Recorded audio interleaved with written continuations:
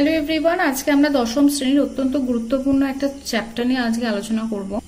এই বিন্দুর আধান হচ্ছে Q1 আর এর আধান হচ্ছে Q2 এবং আধান দুটির মধ্যবর্তী দূরত্ব একে আমরা বলছি R। তাহলে কুলম্বের সূত্র কি? দুটি স্থির বিন্দু আধানের মধ্যে আকর্ষণ বা বিকর্ষণ বল আধান দুটির গুণফলের সমানুপাতিক এবং তাদের মধ্যবর্তী দূরত্বের বর্গের ব্যস্তানুপাতিক। এবার বিন্দু আধান দুটি যথাক্রমে Q1 ও Q2, তাদের মধ্যবর্তী দূরত্ব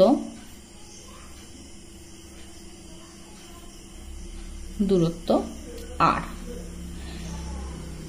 এবং আধান দুটির মধ্যে ক্রিয়াশীল আকর্ষণ বা বিকর্ষণ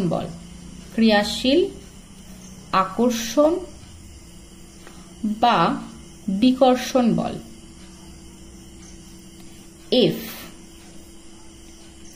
তাহলে কুলম্বের সূত্রে আমরা কি বলতে পারি যে দুটি স্থির বিন্দু আধানের মধ্যে ক্রিয়াশীল আকর্ষণ বা বিকর্ষণ বল আধান দুটির গুণফলের সমানুপাতিক, অর্থাৎ F প্রপোর্শনাল Q1 এবং Q2।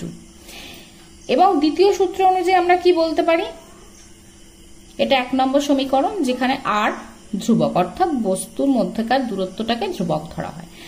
আর একটা কি বলতে পারি যে আধান দুটির মধ্যে ক্রিয়াশীল আকর্ষণ বা বিকর্ষণ বল আধান দুটির গুণফলের সমানুপাতিক এবং তাদের মধ্যবর্তী যে দূরত্ব তার বর্গের ব্যস্তানুপাতিক, অর্থাৎ F প্রপোর্শনাল 1/r²। এটা হচ্ছে 2 নম্বর সূত্র, যেখানে Q1 Q2টা হচ্ছে ধ্রুবক।